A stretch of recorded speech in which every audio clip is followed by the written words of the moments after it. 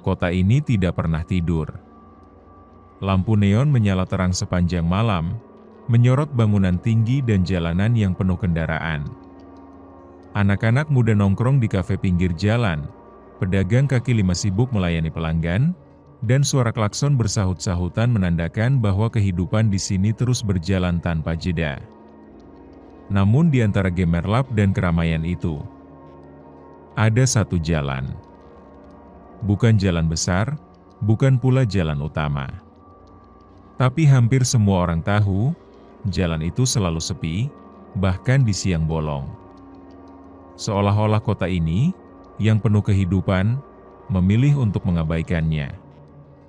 Mereka yang nekat melintasinya saat malam, sering tak kembali. Atau kalau kembali, bukan lagi sebagai manusia utuh. Warga menyebutnya jalan lurus, tapi tak ada yang merasa itu nama yang cocok. Karena jalan itu tak pernah membawa siapapun ke tempat yang lurus. "Pak, jangan lewat situ ya. Udah banyak yang..." Kalimat itu sering terdengar dari mulut tukang ojek, penjual nasi goreng, atau petugas parkir. Tapi tak semua mau percaya. Terutama orang-orang yang baru pindah ke kota ini. Mereka berpikir, "Ah, ini kan kota besar, mana mungkin masih percaya tahayul?" Tapi kota besar tak menjamin keselamatan. Ini adalah kisah tentang seorang sopir logistik bernama Pak Arwan, lelaki sederhana yang hanya ingin mencari nafkah. Tapi karena salah ambil jalan saat malam, hidupnya berubah. Ia masuk ke dunia yang tak pernah ia tahu ada, dunia yang tak terlihat di peta, tapi nyata dalam luka batinnya. Setiap malam Jumat, jalan itu memanggil. Bukan dengan suara, tapi dengan perasaan. Perasaan yang menggoda, menggiring, seolah sedang dirancang oleh sesuatu yang jauh lebih tua dari manusia. Dan malam itu, Pak Arwan dijebak oleh nasib. Di balik suara klakson, tawa remaja kota, dan lampu kendaraan, ada suara lain yang memanggilnya. Lirih. Tapi cukup kuat untuk membuat ban truknya membelok ke arah yang salah. Kisah ini bukan hanya tentang hantu, tapi tentang penyesalan. Tentang kealpaan manusia yang terlalu percaya pada logika. Dan lupa bahwa tidak semua hal bisa dijelaskan. Sebelum memulai kisahnya, pasang earphone-mu, biar horornya terasa lebih nyata. Kalau kamu suka cerita kayak gini, jangan lupa like, komen, subscribe, dan share ke teman-temanmu. Lorong Misteri selalu punya kisah yang siap bikin bulu kuduk merinding. Langit malam itu gelap seperti ditutupi kain duka. Awan hitam menggantung berat di atas langit kota, sesekali disusupi cahaya petir yang menyambar jauh di horizon. Tapi kehidupan kota tetap berjalan, seperti biasa. Jalanan utama masih sibuk, lampu-lampu mobil meliuk bagai aliran sungai cahaya. Jam menunjukkan pukul 1.04 dini hari, dan Pak Arwan baru saja menyelesaikan tugasnya mengantar barang ke gudang sisi timur kota. Dengan napas berat dan mata lelah, ia duduk sebentar di balik kemudi truk. Baju kaosnya basah oleh keringat, dan termos kopi yang biasa ia bawa sudah habis sejak 2 jam lalu. Ia ingin cepat pulang. Di rumah, istrinya pasti sudah tertidur sambil menunggu dengan hati tak tenang. Ia mengusap wajahnya, lalu menyalakan mesin. Truk tua itu menggeram, perlahan bergerak ke arah jalan pulang. Biasanya, ia akan mengambil jalan melingkar, agak jauh tapi ramai dan aman. Tapi malam itu, entah kenapa, Pak Arwan memilih menurunkan tuas gigi dan membelok ke kiri. Ke arah jalan yang lebih pendek dan lebih sepi. Jalan lurus. Meski ia tahu, dari cerita orang-orang, jalan itu tidak biasa. Hujan mulai turun perlahan. Tetesan air menghantam kaca depan truk, dan wiper tua yang bergerak malas tak mampu sepenuhnya menyapu pandangan. Jalan lurus tampak seperti lorong hitam panjang yang tak berujung. Pohon-pohon besar berdiri di sisi kiri dan kanan. Akarnya mencuat dari tanah seperti tangan yang ingin menarik siapapun yang lewat.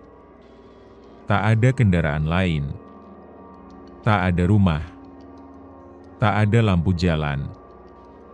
Hanya suara hujan dan mesin truk. Tiba-tiba, Pak Arwan merasa dadanya berat. Napasnya pendek. Ia menegakkan badan, mencoba fokus, tapi pandangannya mulai kabur. Matanya menangkap sosok seseorang berdiri di tengah jalan. Berpakaian serba putih, rambut panjang menutupi wajah. Ia menginjak rem keras-keras. Ya Allah, desisnya. Tapi saat truk berhenti, sosok itu menghilang. Tidak ada jejak. Tidak ada siapapun. Hanya hujan. Dan jalan yang semakin gelap. Jantung Pak Arwan berdetak cepat. Tangannya gemetar di atas kemudi. Ia tahu, ia seharusnya tak melewati jalan ini. Tapi sekarang sudah terlambat. Dari kejauhan, terdengar suara samar, seperti seseorang berbisik di dekat telinga, "Pulang lewat sini, biar cepat, biar cepat." Ia menoleh. Tidak ada siapa-siapa. Tapi jalan di depannya tetap terbuka lebar, seperti mulut yang menanti untuk menelan. Truk tua itu kembali melaju pelan, seolah tahu bahwa jalan di depannya bukanlah jalan biasa. Ban rodanya menggilas aspal yang basah, memantulkan suara berderak yang nyaris menakutkan di tengah keheningan malam. Tak ada lampu, tak ada rambu. Hanya satu garis putih putus-putus di tengah jalan yang perlahan menghilang dimakan kabut. Pak Arwan mulai merasa sesuatu yang aneh. Bukan hanya karena sunyinya yang tidak wajar, tapi karena udara di dalam kabin truk mulai terasa dingin, padahal AC-nya sudah mati sejak 2 bulan lalu.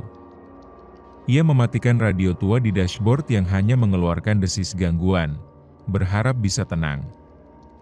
Tapi justru keheningan itu membuat suara-suara dari luar makin jelas terdengar. Terdengar langkah kaki, pelan, seperti seseorang berjalan di atas aspal, padahal ia tahu, tak ada satupun manusia lain di jalan itu. Ia mulai merasakan tekanan di dadanya.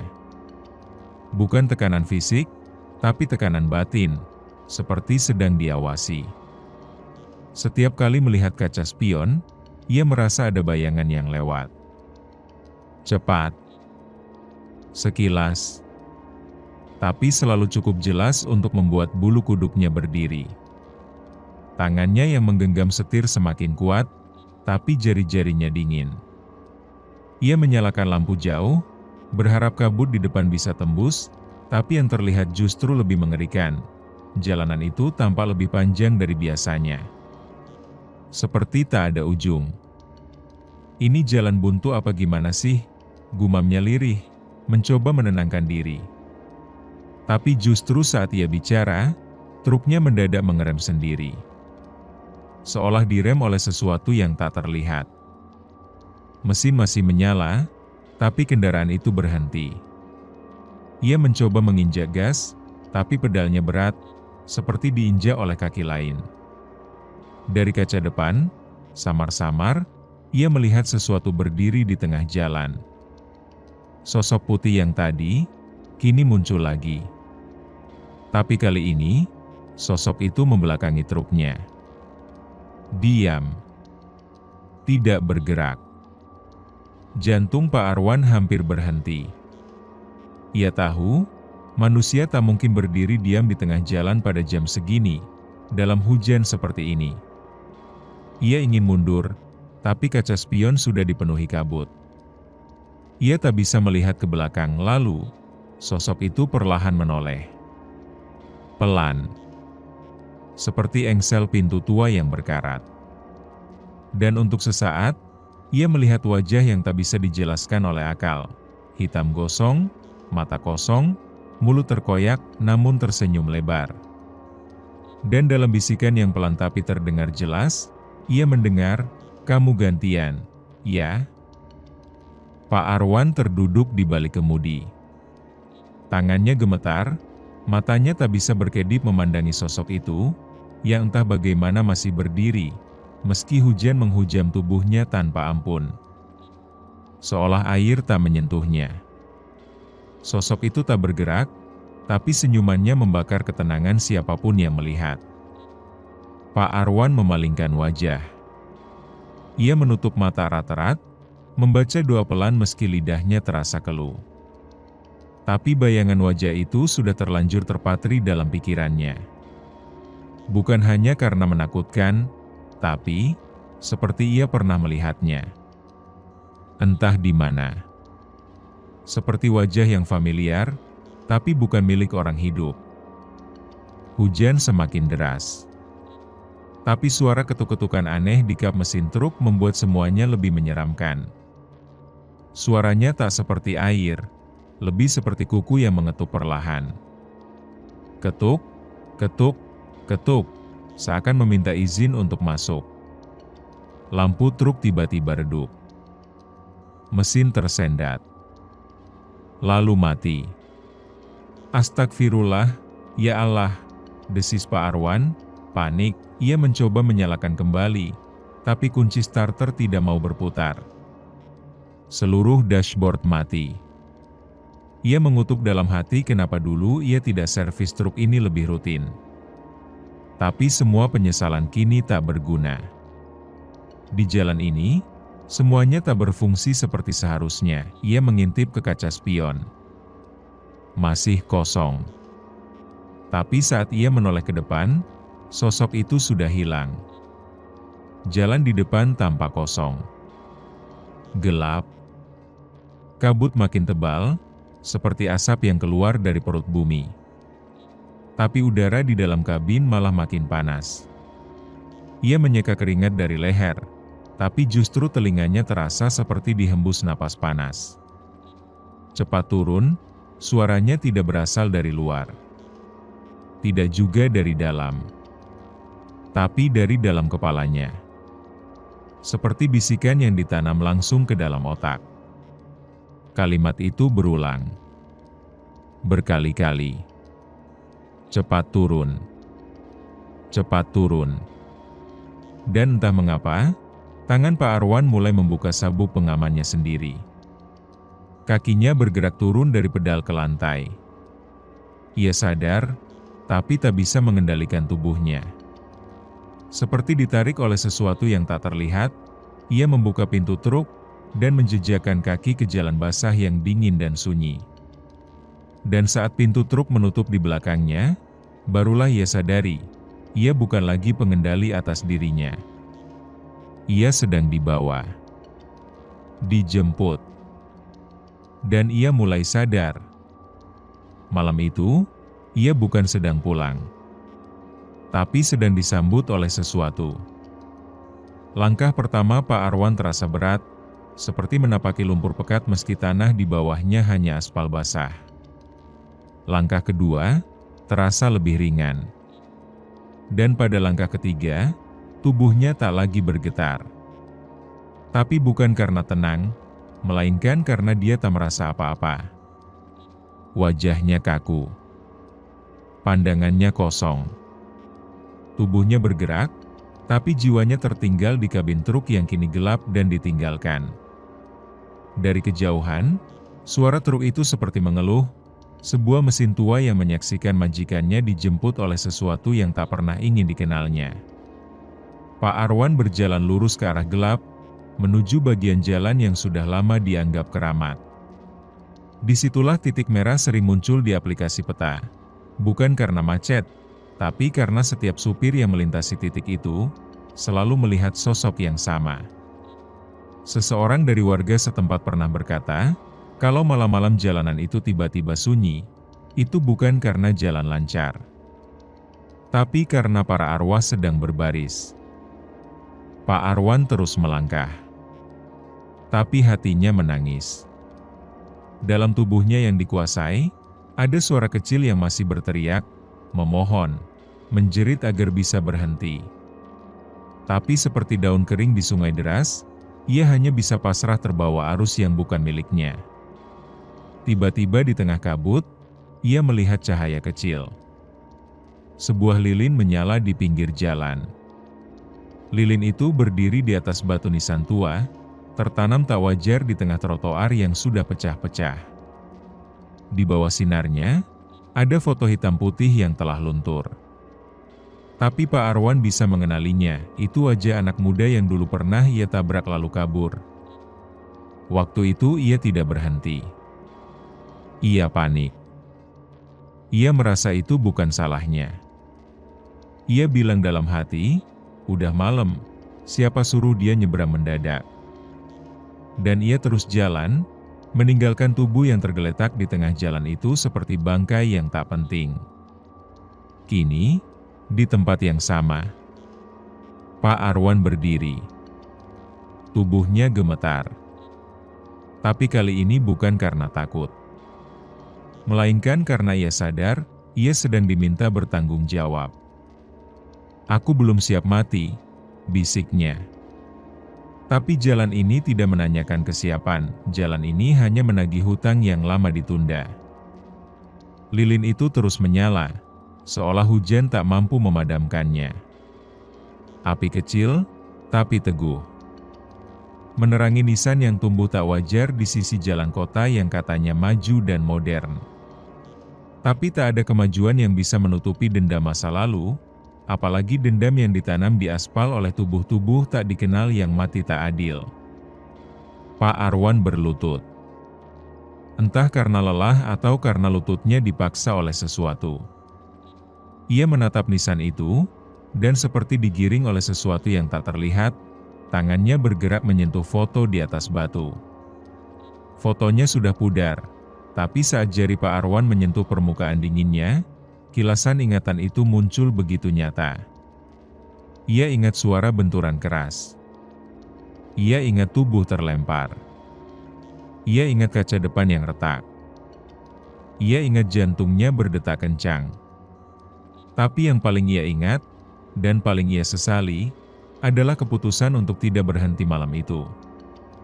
Ia hanya mempercepat gas.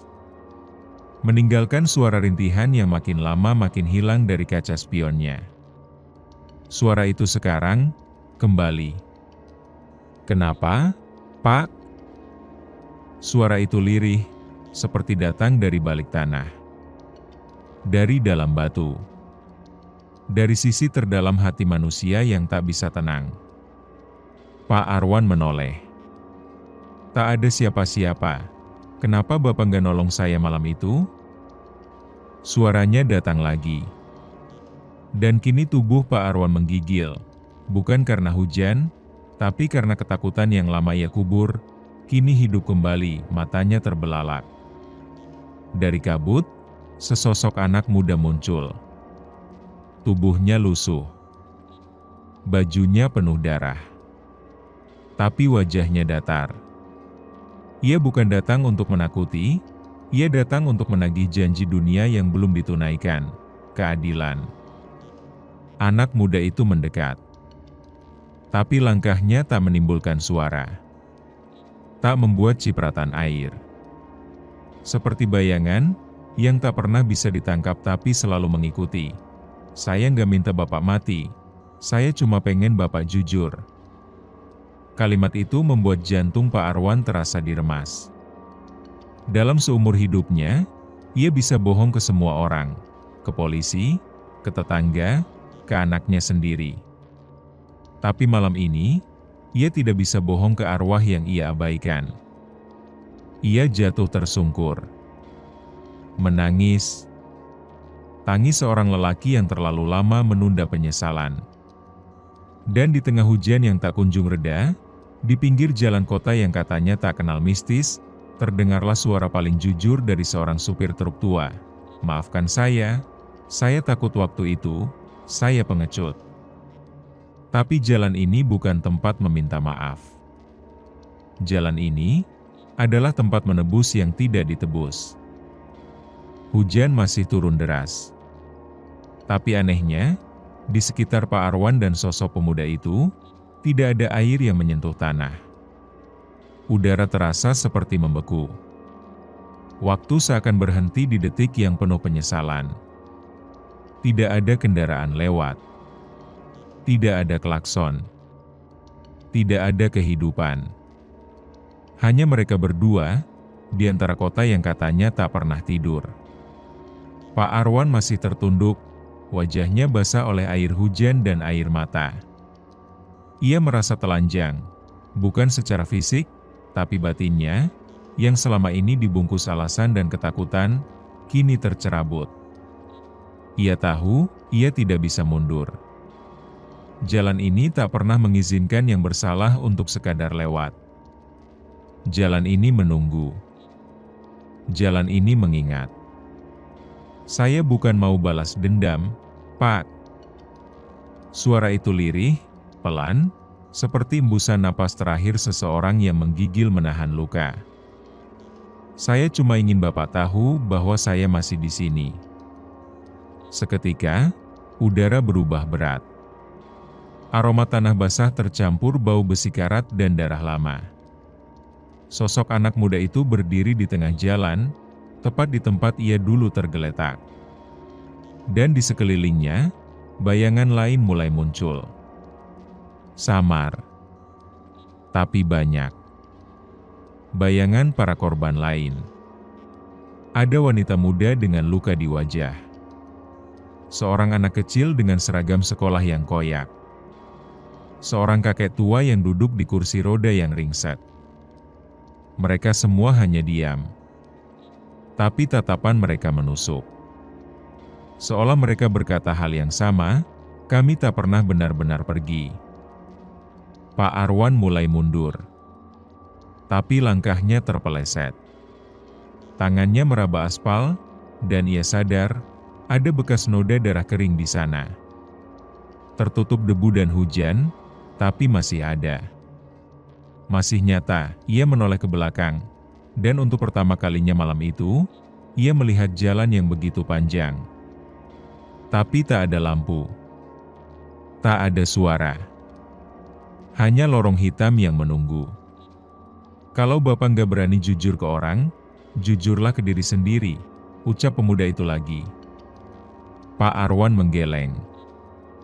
Ia tak sanggup.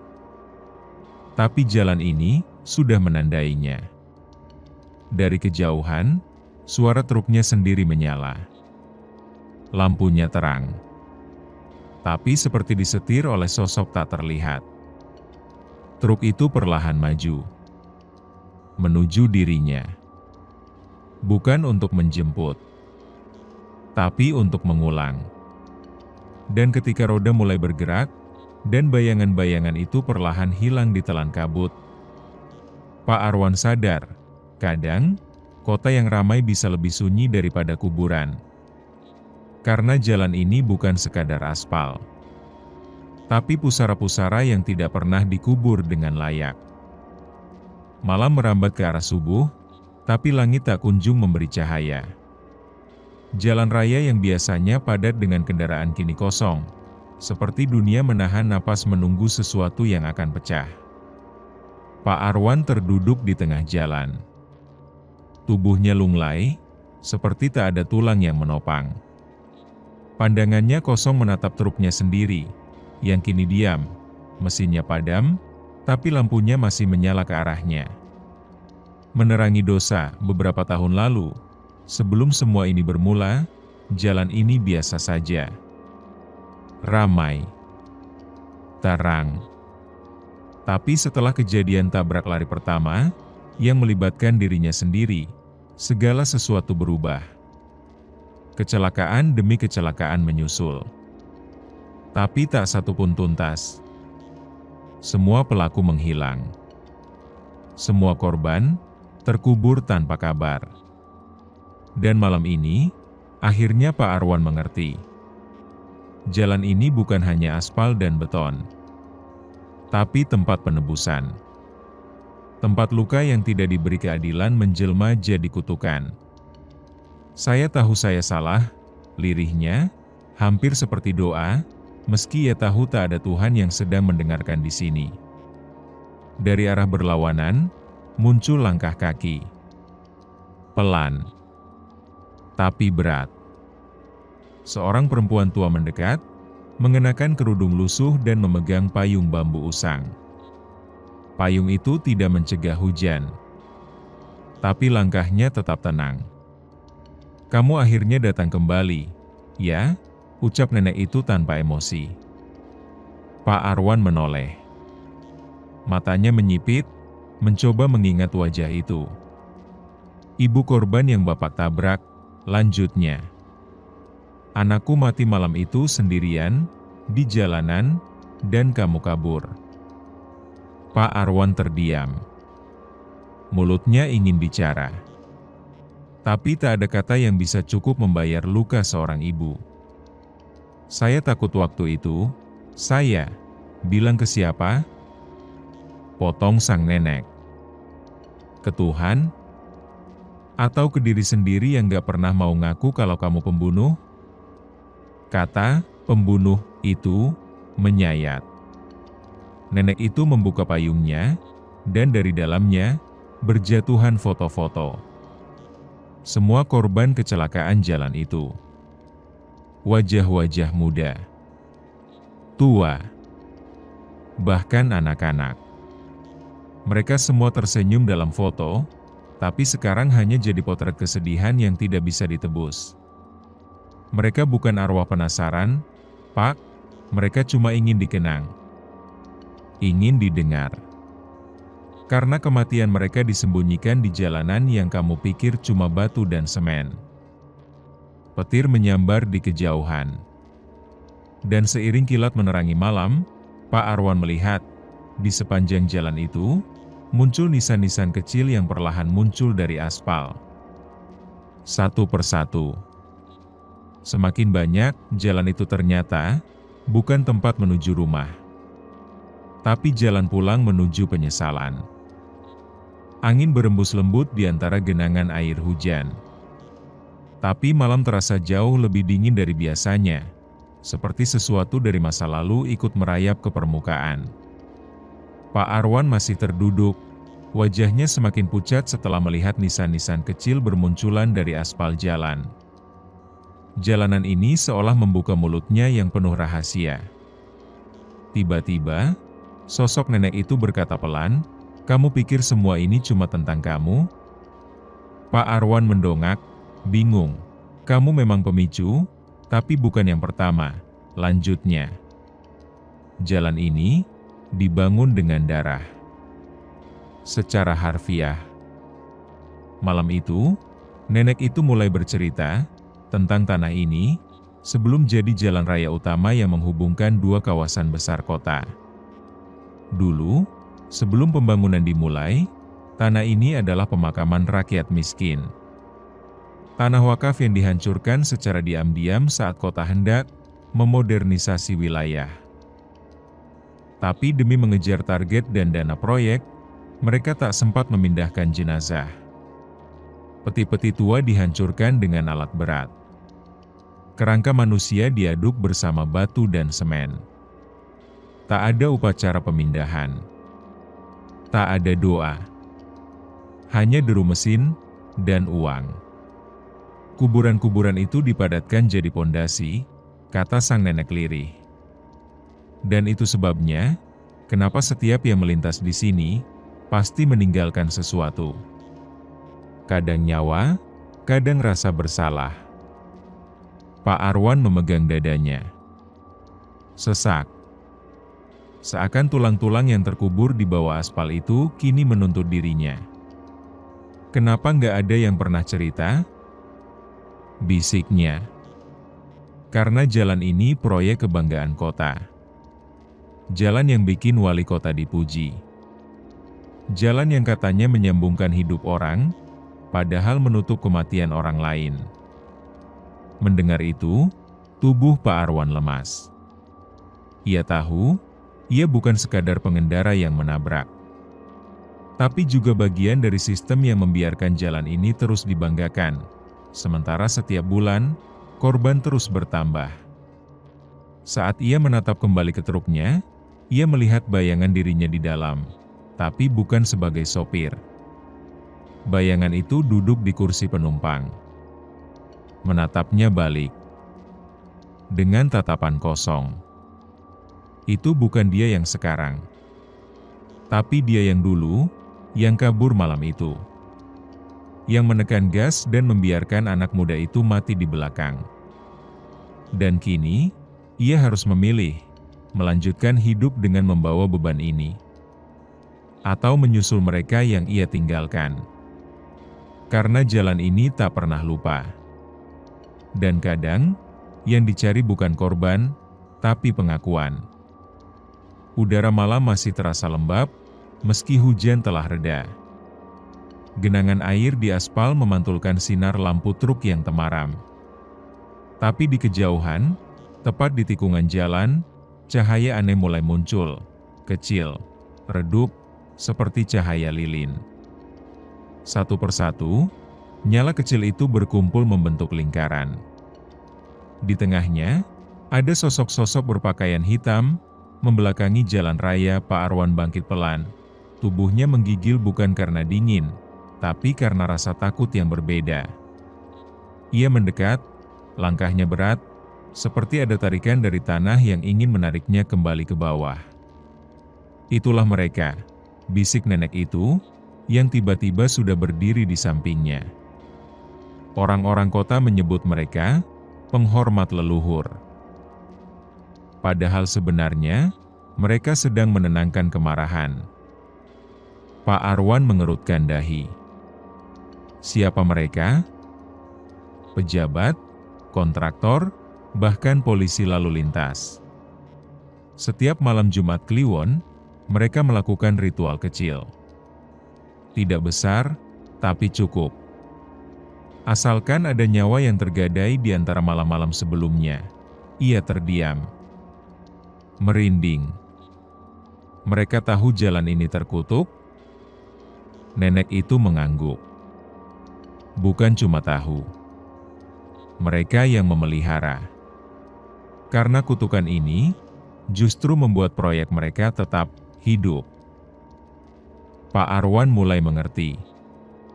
Jalan ini seolah tidak pernah selesai direnovasi. Setiap tahun, ada proyek tambal sulam. Setiap tahun, anggaran turun. Dan setiap tahun, korban jatuh. Tapi anehnya, tak pernah ada berita besar. Semuanya sunyi. Seperti kota ini menyepakati untuk diam. Tikungan itu, lanjut nenek itu sambil menunjuk, adalah titik pertama jenazah dimusnahkan. Peti-peti dilempar di sana, ditimpa beton, dan dijadikan pondasi. Makanya, setiap sesaji harus ditaruh di situ. Kalau tidak, angin malam tiba-tiba berhembus kencang. Lilin-lilin itu padam serentak. Dan dalam gelap, terdengar suara seperti jeritan dari dalam tanah. Bukan satu, tapi banyak. Ratusan. Seolah orang-orang yang dikubur di bawah jalan itu, semua berbicara bersamaan. Kalau tidak, ulang nenek itu, arwahnya akan menuntut langsung. Bukan lewat kecelakaan, tapi lewat kesurupan. Lewat kegilaan. Lewat mimpi-mimpi yang tak bisa dibedakan dari nyata. Pak Arwan menggenggam kepalanya. Kepalanya berdenyut. Matanya berat.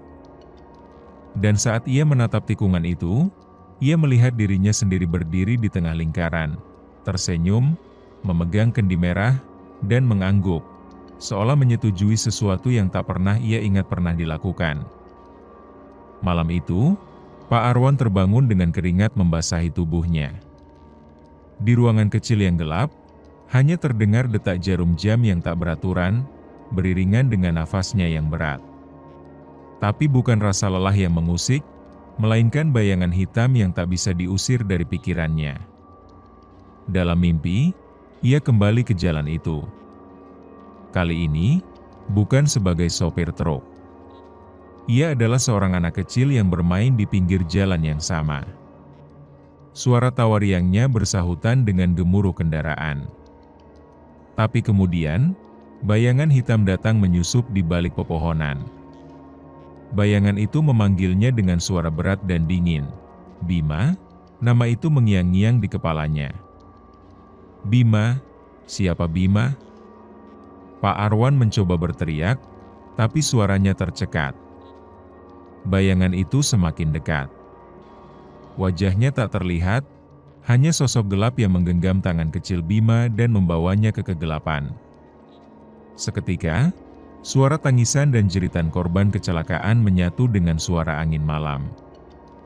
Mimpi itu berubah menjadi teror nyata yang membelenggu dirinya. Bima, suara itu kini seperti bergema di seluruh kamar. Pak Arwan membuka mata dengan terkejut. Ia tahu, mimpi ini bukan kebetulan. Ia sadar, ada sesuatu yang belum selesai.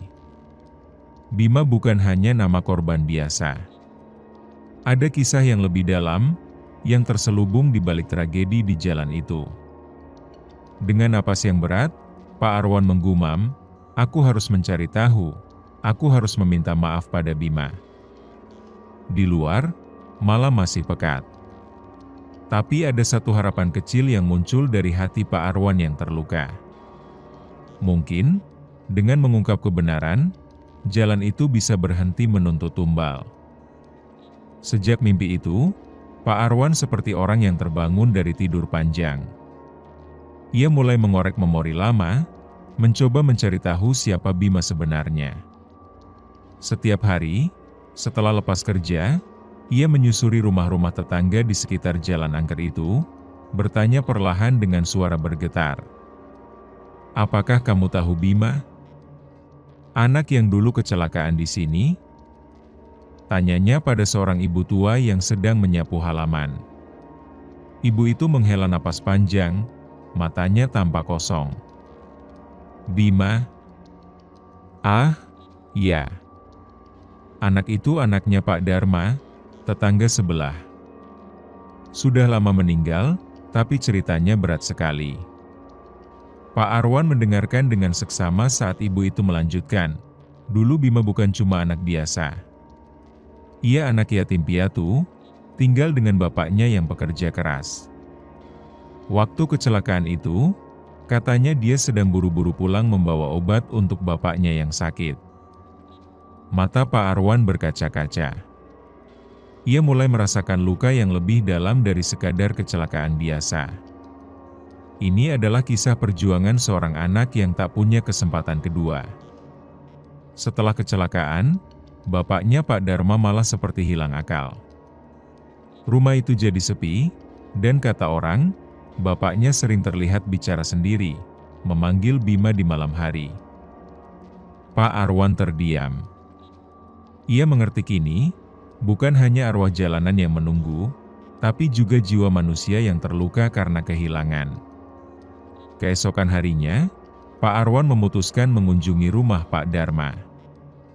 Rumah sederhana itu tampak kusam, dengan pintu yang sedikit terbuka. Ia mengetuk pelan dan suara langkah tua mulai mendekat. Saat pintu terbuka, wajah Pak Darma yang lelah menatapnya dengan mata merah. "Aku dengar kau ingin tahu tentang Bima," suara bapak itu lirih.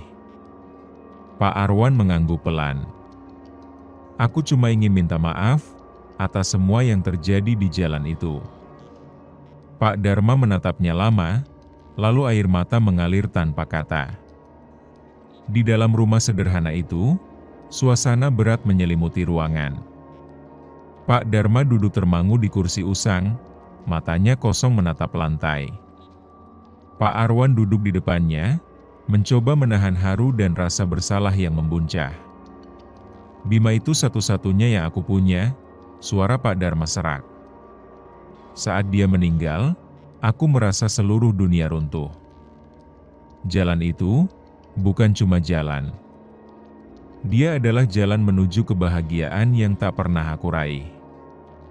Pak Arwan terdiam, menyadari betapa dalamnya luka di hati pria tua ini. "Aku tidak tahu kalau banyak nyawa yang dikorbankan demi pembangunan jalan ini," katanya lirih. Aku hanya sopir truk, bagian kecil dari sistem yang besar. Tapi aku ingin membantu, Pak Dharma. Biar jalan itu tak lagi menuntut tumbal. Pak Dharma mengangguk pelan.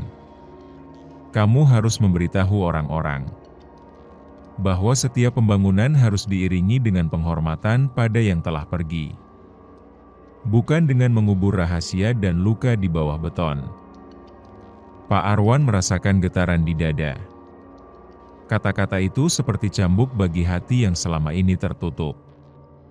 Ia tahu perjalanan ini masih panjang. Tapi ada harapan. Harapan bahwa suatu saat, jalan itu bisa menjadi saksi perdamaian, bukan penderitaan. Aku akan mulai dengan cerita ini. Dengan siapa saja yang mau mendengar. Malam itu, Pak Arwan pulang dengan tekad baru. Langit malam yang gelap seolah menjadi saksi bisu, bahwa luka memang tak mudah sembuh. Tapi dengan keberanian dan empati, luka itu bisa menjadi pelajaran bagi banyak orang. Hari-hari berikutnya, Pak Arwan mulai merasakan tekanan yang tak terduga. Berita tentang niatnya membongkar rahasia kelam jalan itu tersebar di antara para pekerja proyek dan pejabat kota. Mereka takut, tidak ingin kisah lama itu menjadi sorotan. Di sebuah warung kopi yang biasa ia kunjungi, seorang pria berbadan kekar duduk berhadapan dengannya. Pak Arwan, ada baiknya kau pikir-pikir ulang. Suara beratnya mengancam, jalan itu bukan hanya urusan anggaran atau proyek biasa. Ada banyak kepentingan di baliknya. Pak Arwan menelan ludah, tapi ia tak gentar. Aku hanya ingin keadilan untuk mereka yang telah pergi, jawabnya tenang. Jika kita terus diam, siapa lagi yang akan bicara? Sejak saat itu, langkah Pak Arwan berubah. Ia mulai merekam cerita, mengumpulkan saksi, dan menulis kronologi kejadian yang sebenarnya. Meskipun tekanan makin berat, ada kekuatan baru dalam dirinya, sebuah rasa tanggung jawab yang membara. Malam harinya, di kamar kecil yang remang, ia menatap foto Bima yang terpajang di ponselnya. Ini bukan cuma tentang satu nyawa. Ini tentang kemanusiaan yang terlupakan, gumamnya. Tapi, bukan hanya dirinya yang berubah. Jalan itu, seolah menyadari keberanian yang mulai terbit, kembali menunjukkan keangkerannya. Suara-suara bisikan, bayangan yang bergerak cepat, dan getaran halus di bawah kaki semakin kerap terasa. Pak Arwan tahu, kebenaran bukanlah hal mudah. Tapi diam dan takut sama saja membiarkan luka terus menganga. Malam itu, suasana kota begitu sunyi, hanya suara angin dan desiran daun yang saling bersahutan. Pak Arwan berjalan pulang melewati jalan yang selama ini menjadi sumber mimpi buruknya. Langkahnya terasa berat, dan bayangan gelap yang selalu mengintai seolah makin nyata menempel. Tiba-tiba, dari balik rimbunan pohon, muncul sosok yang tidak ia kenal. Wajahnya tersembunyi oleh topi lusuh dan jaket gelap, tapi matanya bersinar tajam seperti menyimpan rahasia yang dalam. Pak Arwan, suara itu lembut namun penuh keyakinan. Aku tahu apa yang kau cari. Pak Arwan terkejut tapi tidak lari. Ada sesuatu dalam tatapan sosok itu yang membuat hatinya tenang. Siapa kau? Kenapa kau tahu tentang ini semua? Tanyanya hati-hati. Sosok itu melangkah maju, memperlihatkan sepasang tangan yang penuh luka-luka kecil. Aku adalah penjaga jalan ini, bukan penjaga yang biasa, tapi penjaga kenangan. Aku pernah kehilangan seseorang di sini, sama seperti kau. Pak Arwan menunduk, merasa beban dalam dirinya mulai terpecah. Aku ingin menghentikan semua ini. Agar jalan ini tidak lagi menjadi tempat para jiwa tersiksa. Penjaga itu mengangguk pelan. Kebenaran dan pengakuan adalah kunci, tapi kau harus siap menghadapi kegelapan yang selama ini bersembunyi di baliknya. Sebelum menghilang ke dalam gelap malam, sosok itu berbisik, "Jangan pernah takut untuk melangkah demi keadilan, Pak Arwan." Pak Arwan berdiri terpaku, merasakan semangat baru mengalir di tubuhnya. Ia tahu perjalanan ini masih panjang, tapi kini ia tidak sendiri. Keesokan harinya, dengan semangat yang menyala, Pak Arwan kembali ke kantor lama yang dulunya menjadi pusat proyek pembangunan jalan angker itu. Gedung tua itu sekarang sepi, berdebu, dan penuh kenangan yang terkubur dalam-dalam. Saat membuka laci meja yang berdebu, ia menemukan sebuah map lusuh berisi dokumen dan foto-foto lama. Foto-foto itu memperlihatkan proses pembangunan jalan dengan latar belakang wajah-wajah pekerja yang penuh harapan, tapi juga ada catatan-catatan yang mencurigakan. Salah satu dokumen penting berisi laporan kecelakaan yang ditutup-tutupi dengan alasan keselamatan proyek. Ada juga surat-surat pengaduan yang tak pernah sampai ke tangan yang berwenang. Pak Arwan membaca dengan seksama, hatinya semakin berat. Ini bukan cuma soal kecelakaan, ini soal penindasan dan pengabaian nyawa. Batinnya di saat itu, ponselnya bergetar. Pesan masuk dari nomor tak dikenal, "Jangan teruskan ini, atau kau akan menyesal." Pak Arwan menggenggam ponselnya erat, tapi ia tidak gentar. "Aku harus berani." Untuk mereka yang tak bisa bersuara. Hari itu juga, ia mulai menyiapkan bahan untuk menyebarkan kebenaran, video, tulisan, dan rekaman wawancara dengan keluarga korban. Ia sadar, membuka luka lama memang berat, tapi lebih berat lagi jika membiarkan luka itu membusuk dalam diam. Sejak video dan cerita Pak Arwan tersebar, suasana kota kecil itu mulai berubah. Warga yang selama ini diam, mulai mengungkapkan ketakutan dan kesedihan mereka. Beberapa datang menemui Pak Arwan, membagikan kisah pribadi yang selama ini terpendam. Di sebuah pertemuan sederhana di balai desa, Pak Arwan berdiri di depan para penduduk dengan suara yang mantap. "Kita semua pernah merasakan kehilangan," katanya, menatap mata mereka satu persatu. "Tapi kita juga harus berani berdiri dan bicara, agar korban tidak sia-sia." Suasana haru mengisi ruangan. Seorang ibu yang kehilangan anaknya menitikkan air mata, dan seorang pemuda mengangguk penuh semangat. Perlahan-lahan, mereka mulai merencanakan aksi untuk menuntut keadilan dan perubahan. Namun, tidak semua menyambut positif. Beberapa orang dari pihak yang merasa terancam mulai mengirim ancaman terselubung kepada Pak Arwan. Surat misterius, telepon tanpa suara, hingga bayangan mencurigakan di sekitar rumahnya. Meski begitu, api keberanian dalam diri Pak Arwan semakin membara.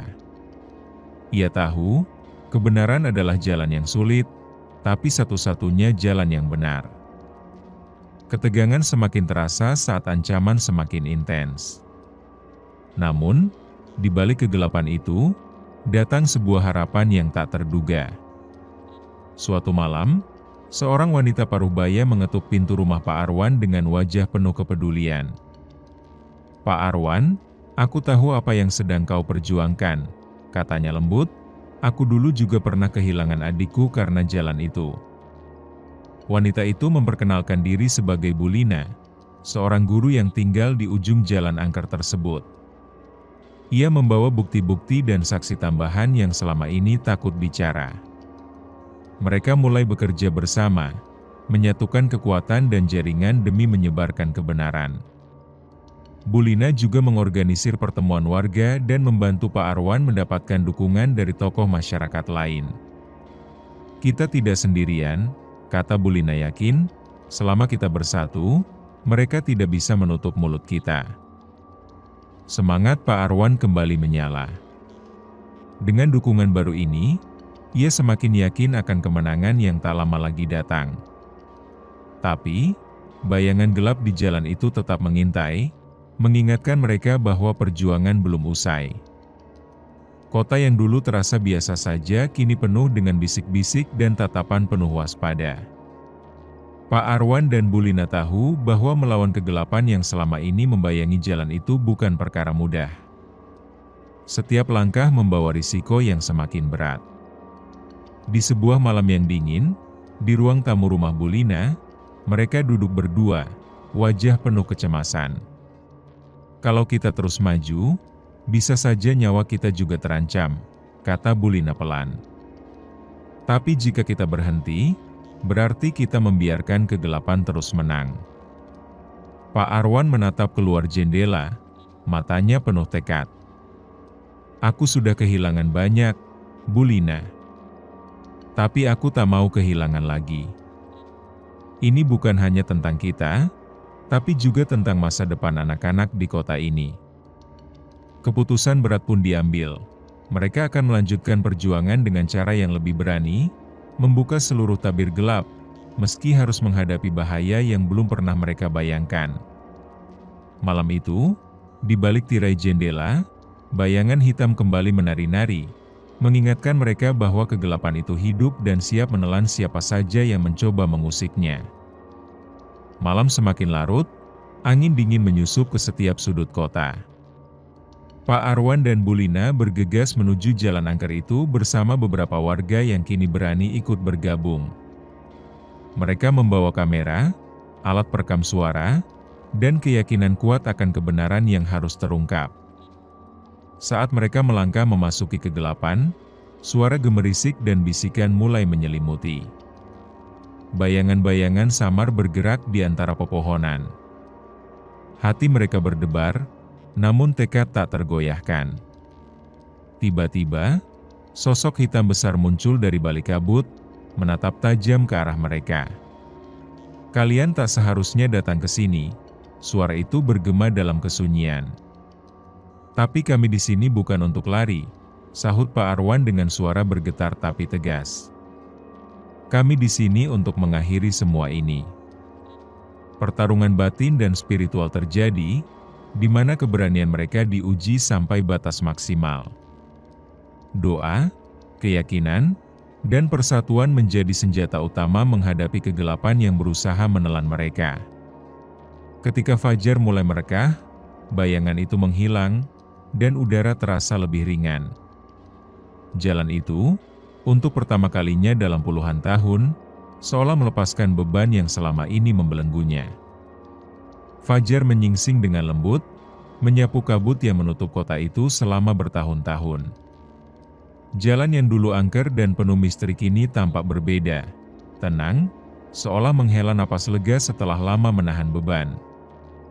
Pak Arwan dan Bu Lina berdiri di tepi jalan, disambut oleh warga yang datang membawa senyum dan harapan baru. Semua merasakan perubahan itu, bukan hanya di jalan tapi di hati mereka masing-masing. "Ini bukan hanya soal jalan yang bersih dari kegelapan," kata Pak Arwan, "ini tentang keberanian kita untuk menghadapi ketakutan dan memperjuangkan kebenaran, walau itu sulit dan menyakitkan." Bu Lina menambahkan, "Kita belajar bahwa kegelapan terbesar bukan datang dari luar, tapi dari ketakutan yang kita sembunyikan sendiri.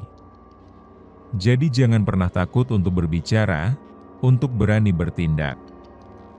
Kota itu mulai bangkit, pelan tapi pasti, meninggalkan bayang-bayang gelap yang selama ini membelenggu. Pesan moral yang tersirat jelas, keberanian dan persatuan adalah kunci untuk melawan kegelapan, apapun bentuknya. Dan meskipun jalan itu kini telah berubah, suara-suara kecil dari masa lalu tetap mengingatkan mereka untuk selalu waspada dan menjaga cahaya itu agar tak padam. Terima kasih sudah mendengarkan kisah ini sampai habis. Jangan lupa like, komen, subscribe, dan share ke teman-temanmu. Lorong Misteri akan selalu punya kisah yang siap bikin bulu kuduk merinding, dan jika mau request judul cerita, silahkan komen di kolom komentar di bawah. Kami akan buatkan untuk kalian.